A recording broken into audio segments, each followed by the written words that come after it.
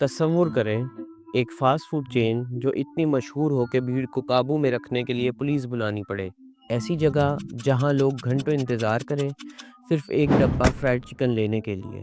یہ سن کر عجیب لگتا ہے؟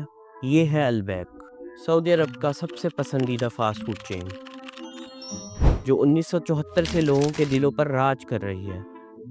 البیک صرف جدہ کے ایک چھوٹے سے ریسٹورنٹ سے شروع ہو کر آج 120 سے زیادہ برانچز تک پھیل چکا ہے، اور یہ صرف ایک فاسٹ فوڈ چین نہیں بلکہ ایک ثقافتی علامت بن چکا ہے۔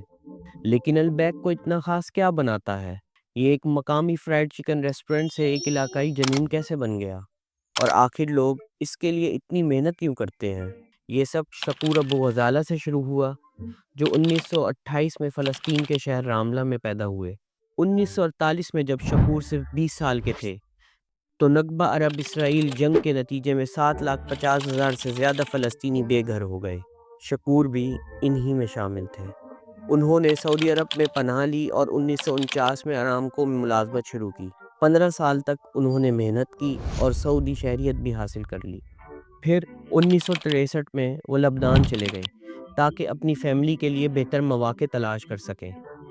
وہاں انہوں نے کئی کاروبار آزمائے اور 1965 تک کچھ اچھی خاصی رقم بھی جمع کر لی، لیکن قسمت کو کچھ اور ہی منظور تھا۔ جس بینک میں انہوں نے اپنی تمام جمع پونجی رکھی تھی وہ دیوالیہ ہو گیا اور ان کی ساری رقم ڈوب گئی۔ یہ ایک بہت بڑا دھچکا تھا، مگر شکور نے ہمت نہ ہاری۔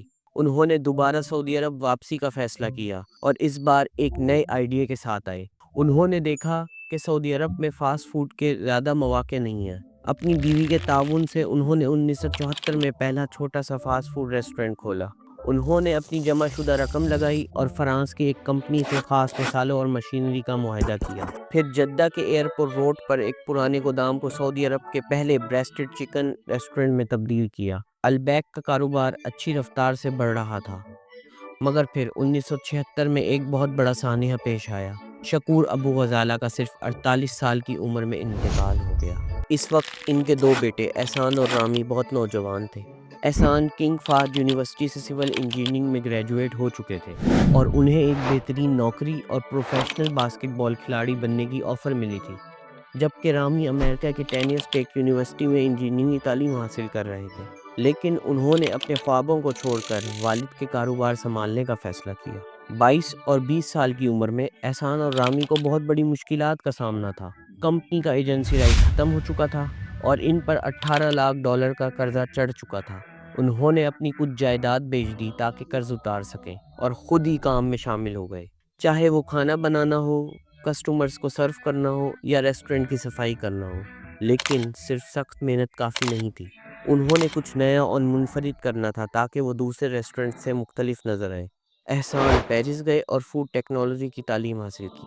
1984 میں واپس آ کر انہوں نے وہ خفیہ ترکیب بنائی جس میں 18 مختلف جڑی بوٹیاں اور مسالے شامل تھے۔ 3 سال تک وہ ہر رات ایک خفیہ جگہ پر یہ ریسیپی تیار کرتے اور صبح اسے سینٹرل کچن پہنچایا جاتا۔ 1986 میں انہوں نے برانڈ کا نام تبدیل کر کے البیک رکھ دیا، جو ترک زبان میں اہم شخصیت کے معنی میں آتا ہے۔ 1988 میں البیک نے حج سیزن کے دوران منی میں اپنا پہلا عارضی ریسٹورنٹ کھولا، جو دنیا کے مصروف ترین فاسٹ فوڈ آؤٹ لیٹس میں سے ایک بن گیا۔ یہاں حج کے دوران 2.5 لاکھ سے زیادہ کھانے روزانہ فروخت ہوتے تھے۔ بعد میں مدینہ میں ایک برانچ کھولی گئی اور یوں البیک حج اور عمرہ زائرین کے لیے ایک لازمی جز بن گیا۔ یہاں تک کہ کچھ لوگ البیک کو حج مکمل کرنے کا انعام کہتے ہیں۔ البیک نے بین الاقوامی سطح پر بھی مقبولیت حاصل کی۔ انڈونیشیا اور پاکستان میں لوگ حج سے واپس آ کر البیک کے بارے میں بات کرتے اور کچھ لوگ تو جدہ سے لایا ہوا البیک مہنگے داموں بیچتے۔ 2020 میں البیک نے بحرین میں اپنی پہلی بین الاقوامی برانچ کھولی۔ 2021 میں دبئی مال میں بھی ایک شاخ قائم کی گئی۔ 2022 میں قطر میں فٹ بال ورلڈ کپ کے دوران موبائل ریسٹورنٹس بھی لگائے گئے۔ اب سوال یہ ہے کہ کیا البیک مغربی دنیا میں بھی پہنچے گا؟ ابھی تک البیک زیادہ تر مشرق وسطیٰ اور ایشیا میں مقبول ہے، مگر اس کی بڑھتی ہوئی شہرت اور فین بیس اسے مغربی مارکیٹ میں لے جا سکتی ہے۔ اگر KFC ایک عالمی برانڈ بن سکتا ہے تو شاید البیک بھی وہی مقام حاصل کر سکے۔ سوال یہ نہیں کہ البیک کب آئے گا، بلکہ یہ ہے کہ کیا مغرب البیک کے لیے تیار ہے؟